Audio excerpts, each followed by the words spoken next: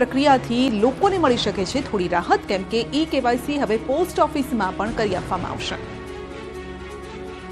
છેલ્લા ઘણા સમયથી ઈ-કેવાયસીને લઈ લોકો પરેશાન થઈ રહ્યા છે। રાજ્યના ખૂણે ખૂણામાંથી કેવાયસી કરવા માટે અરજદારોની કતારોના દ્રશ્યો સામે આવી રહ્યા છે, પરંતુ હવે કેવાયસી માટે લાંબી કતારમાં ઊભા નહીં રહેવું પડે, કેમ કે ઈ-કેવાયસી હવે પોસ્ટ ઓફિસમાં પણ કરી આપવામાં આવશે, અને એ પણ કોઈ જાતના ચાર્જ વગર। અરજદારનું આધાર કાર્ડ અને રેશન કાર્ડ અને આધાર કાર્ડથી લિંક મોબાઈલ લઈને અરજદારે રૂબરૂ જવાનું રહે છે, અને સરળતાથી અરજદારનું રેશન કાર્ડ ઈ-કેવાયસી થઈ જાય એ માટેની સુવિધા કરવામાં આવી છે।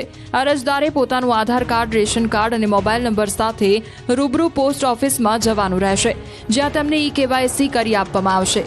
ગુજરાત પોસ્ટલ સર્કલ અને food and civil supply Gujarat દ્વારા એમઓયુ કરવામાં આવ્યા છે, જે એમઓયુ અંતર્ગત પોસ્ટ ઓફિસમાં પણ ઈ-કેવાયસીની કામગીરી શરૂ કરવામાં આવી છે।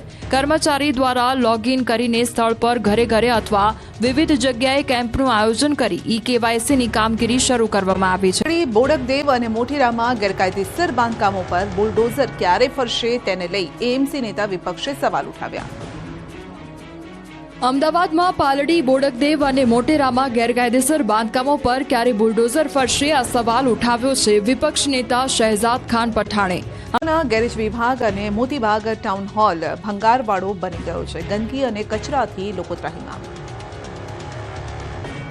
ભાવનગર મહાનગરપાલિકાના ગેરેજ વિભાગ, મોતીબાગ ટાઉન હોલ સહિત અનેક જગ્યામાં છેલ્લા ઘણા સમયથી કેબિનો, સાઇનબોર્ડ, લોખંડ અને લાકડાનો સ્ક્રેપ ભંગાર સડી રહ્યો છે, જેના કારણે ગેરેજ વિભાગમાં કામ કરતા કર્મચારીઓના આરોગ્ય પણ જોખમમાં તોડાઈ રહ્યા છે। સરકારની ગાઈડલાઈન મુજબ ગંદકી અને કચરો ન કરવો જોઈએ, કેમ કે આરોગ્ય સાથેનું જોખમ રહેલું છે, પરંતુ સરકારની આ ગાઈડલાઈનને ખુદ મહાનગરપાલિકાનું તંત્ર ઘોડીને પી ગયું હોય તેવા દ્રશ્યો સામે આવ્યા છે। ભાવનગર મહાનગરપાલિકાની વાડીના કારણે મહાનગરપાલિકાના ગેરેજ વિભાગ તેમજ શહેરની મધ્યમાં આવેલ મોતીબાગ ટાઉન હોલમાં રહેલા ભંગાર અને સ્ક્રેપના કારણે હાલ સડી રહ્યો છે, પરંતુ નિર્ભર તંત્રના પેટનું પાણી નથી હલતું, અને જેના કારણે ગેરેજ વિભાગમાં રહેલ ભંગારનો જથ્થો હાલ સડી રહ્યો છે, અને સાથે આ જ ભંગારના આ સ્ક્રેપમાં ગંદકી, કચરો અને મચ્છરનો ઉપદ્રવ પણ જોવા મળી રહ્યો છે, જેના કારણે મચ્છરજન્ય રોગોનો સામનો ગેરેજ વિભાગ અને મોતીબાગ ટાઉન હોલમાં કામ કરતા કર્મચારીઓને ભોગ બનવાનો વારો આવ્યો છે।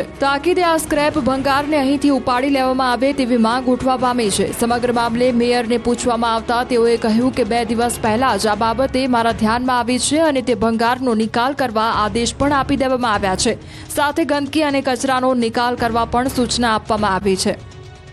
ખંભાતના અખાતમાં કેમિકલ ઠાલવતી કંપનીઓ પર જીપીસીબીએ તવાઈ બોલાવી।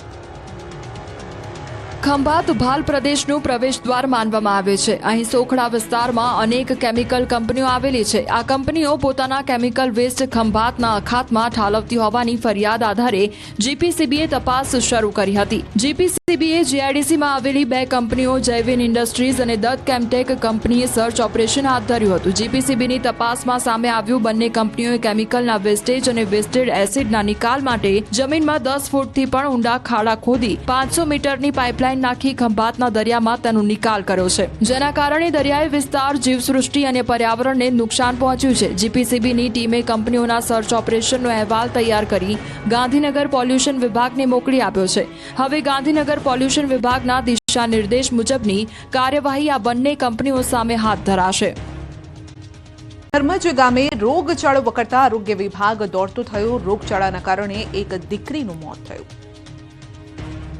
પેટલાદ તાલુકામાં આવેલા ધર્મજ ગામે રોગચાળો વકરતા આરોગ્ય વિભાગ એક્શનમાં આવ્યું છે। ધર્મજ ગામમાં કમળાના 31 જેટલા કેસ નોંધાયા છે। ધર્મજ ગ્રામ્ય પંચાયતનો વિસ્તાર ગાંધી ચોક, હરિજનવાસ, ચામુંડા વિસ્તાર પીવાના પાણીની પાઇપ સાથે ગટર પાણીની પાઇપલાઇન જોડાણ થતા ગામમાં ગંભીર રોગચાળો ફાટી નીકળ્યો છે, જેમાં એક સગીર દીકરીનું મૃત્યુ થયું છે, જે અંગે આણંદ આરોગ્ય વિભાગની ટીમ નક્કર રીતે પુષ્ટિ નથી કરતી। જો કે રોગચાળાને લઈ આરોગ્ય વિભાગે સર્વે તેમજ સુવિધાઓ પૂરી પાડવા માટે કવાયત શરૂ કરી છે। આરોગ્ય વિભાગની વિવિધ ટીમો દ્વારા ધર્મજ ગામમાં પાણીનું લીકેજ શોધવા માટે ડોર ટુ ડોર વિઝિટ કરી રહી છે, સાથે જ ગામમાં તમામ પ્રકારની આરોગ્યલક્ષી સુવિધાઓ પૂરી પાડવામાં આવી રહી છે।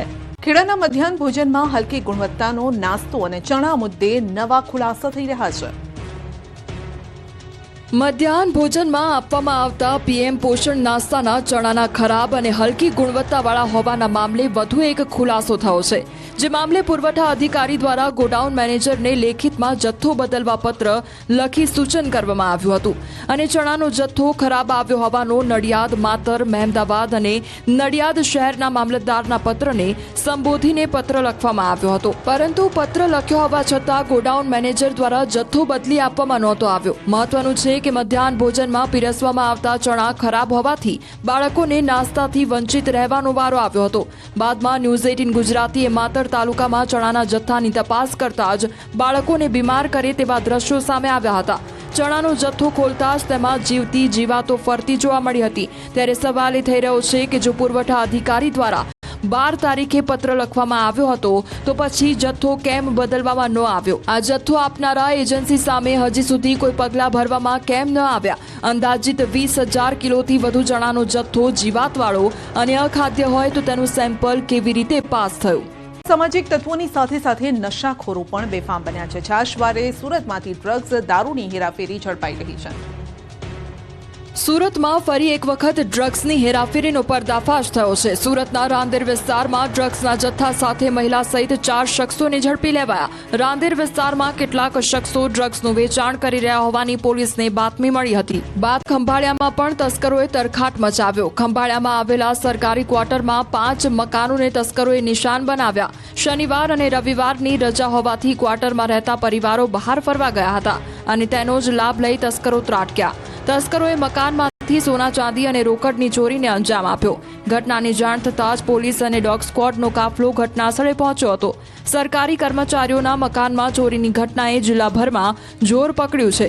ત્યારે પોલીસે પણ અલગ અલગ ટીમ બનાવી તસ્કરોને ઝડપી લેવા કવાયત હાથ ધરી છે. વિવાદ બાદ દેવાયત ખવડ મીડિયા સામે હાજર થયા અને ખવડે આરોપ લગાવ્યો કે સાણંદ નજીક મોડી રાત્રે તેમના ડ્રાઈવર પર હુમલો કરી કાર જપ્ત કરવાની ઘટના બની હોવાનો આક્ષેપ કર્યો છે. તેમણે એક જ દિવસે તેમના 2 ડાયરાના કાર્યક્રમ બુક કર્યા હતા. દેવાયત ખવડે સનાથલ અને દેવાયત ખવડ આણંદ સોજિત્રા ખાતે એમ એક જ દિવસે 2 ડાયરાના કાર્યક્રમ રાખ્યા હોવાની વાત સામે આવી. એક ડાયરામાં દેવાયત ખવડ ન પહોંચતા તેમના ડ્રાઈવર પાસેથી કારની ચાવી લઈ લીધી હતી અને તેના પર હુમલો કરી કાર જપ્ત કરી લીધી હોવાનું ખવડે જણાવ્યું. આ સાથે જણાવ્યું કે 2 ડાયરા હતા. સનાથલ ડાયરામાં પબ્લિક ન હતી, તેથી તે અન્ય ડાયરામાં જતા રહ્યા. આ ઘટના અંગે બાદમાં ચાંગોદર પોલીસમાં અરજી કરવામાં આવી, પરંતુ ફરિયાદ ઘણા સમય બાદ પણ ન લીધી હોવાનો ખવડે આક્ષેપ મૂક્યો. કલાકાર દેવાયત ખવડની કાર પર હુમલો કરવામાં આવ્યો. જાણીતા લોકગાયક કલાકાર દેવાયત ખવડ ફરી એક વખત ચર્ચામાં આવ્યા છે. ગઈકાલે મોડી રાત્રે દેવાયત ખવડનો ડ્રાઈવર કાર લઈને અમદાવાદ તરફ આવી રહ્યો હતો. તે દરમિયાન કેટલાક શખ્સોએ આવી હુમલો કર્યો હતો. જો કે કારમાં માત્ર ડ્રાઈવર જ હાજર હતો. દેવાયત ખવડ હાજર ન હોવાથી તેમને કોઈ નુકસાની પહોંચી નથી. સમગ્ર ઘટનાને લઈ અલગ અલગ અનુમાન લગાવવામાં આવી રહ્યા છે. ચર્ચા તો એવી ચાલી રહી છે કે સનાથલમાં ડાયરાનું આયોજન કરવામાં આવ્યું હતું. જે ડાયરામાં દેવાયત ખવડ હાજર ન રહેતા તેની અદાવતમાં હુમલો કરવામાં આવ્યો છે. કાર પર હુમલાની ઘટના બાદ ખુદ દેવાયત ખવડ સામે આવ્યા હતા અને તેઓએ ખુલાસો કર્યો હતો કે તેઓ બંને જગ્યાએ કાર્યક્રમમાં હાજર રહ્યા હતા. સનાથલના કાર્યક્રમમાં તેઓએ હાજરી આપી હતી. તેઓએ કહ્યું કે આયોજકના ઘરના સીસીટીવી ફૂટેજ ચેક કરો. 2 મહિના પહેલા પણ સંબંધમાં ડાયરો કર્યો હતો. સનાથલમાં આયોજકની રજા લીધા બાદ સંતોએ પીપળાવ પ્રોગ્રામમાં હાજરી પણ આપવા ગયા હતા. ત્યારે દેવાયત ખવડની કાર પર હુમલો કોણે અને શા માટે કર્યો તે પણ એક સવાલ છે. જો કે હજી સુધી હુમલા મામલે કોઈ પણ પ્રકારની પોલીસ ફરિયાદ નોંધવામાં આવી નથી. રાજકોટમાં સમૂહ લગ્નમાં વરઘોડિયા તો આવ્યા, પરંતુ આયોજકો ફરાર થઈ ગયા અને આખરે પોલીસે 9 દંપતીઓના લગ્ન કરાવ્યા. રાજકોટમાં ઋષિવંશી સેવા સંઘ દ્વારા સમૂહ લગ્નનું આયોજન કરવામાં આવ્યું હતું, જેમાં 28 જેટલા જોડાના લગ્ન થવાના હતા. પરંતુ સમૂહ લગ્નનો પ્રારંભ થાય તે પહેલા જ હોબાળો મચી ગયો, કેમ કે લગ્ન માટે જોડા તો મંડપ સુધી પહોંચી ગયા હતા, પરંતુ આયોજક એક પણ ફરક્યા નહોતા. આખરે લગ્ન સ્થળે જ હોબાળો મચી ગયો. ઘટનાની જાણ થતાં જ પોલીસ કાફલો પણ ઘટના સ્થળે દોડી આવ્યો. લગ્નની નોંધણી કરાવવાની લોકોમાં ભારે રોષ હતો, કેમ કે તેઓ દૂર દૂરથી સમૂહ લગ્નમાં પહોંચ્યા હતા. ન્યૂઝ 18 ગુજરાતી પર સમૂહ લગ્ન લગ્નમાં આવેલા વરવધુએ રોષ ઠાલવ્યો. વરે કહ્યું, લાખ રૂપિયા આપવા તૈયાર છીએ, પૈસા નથી જોઈતા, પરંતુ અમારી આબરૂ પરત આપો. તો કન્યાએ કહ્યું, લોન લઈને 30,000 લાવ્યા. આયોજકો પૈસા લઈને ફરાર થઈ ગયા. અમારા સંબંધીઓ આવ્યા અને લગ્ન ન થતા અમારી આબરૂનું શું? આખરે રાજકોટ પોલીસે વરવધુની વારે આવી અને પોલીસે 3 નવ દંપતીના લગ્ન કરાવ્યા. અન્ય દંપતી લગ્ન સ્થળ છોડીને નીકળી ગયા હતા. સમગ્ર મામલે ડીસીઓ ઝોન 1ના સજ્જનસિંહ પરમારે કહ્યું કે આયોજકો સામે ગુનો દાખલ કરવામાં આવશે. સમગ્ર વિવાદ સામે આવતા જ આયોજક હોસ્પિટલ પહોંચી ગયા અને પોતે બીમાર હોવાના સ્ટેટસ મૂકવા લાગ્યા. જો કે આયોજક ચંદ્રેશ છાત્રોલાના ઘરે પણ તાળા મારેલા જોવા મળ્યા. હવે સમગ્ર મામલે પોલીસ ફરિયાદ નોંધી વધુ કાર્યવાહી હાથ ધરાશે.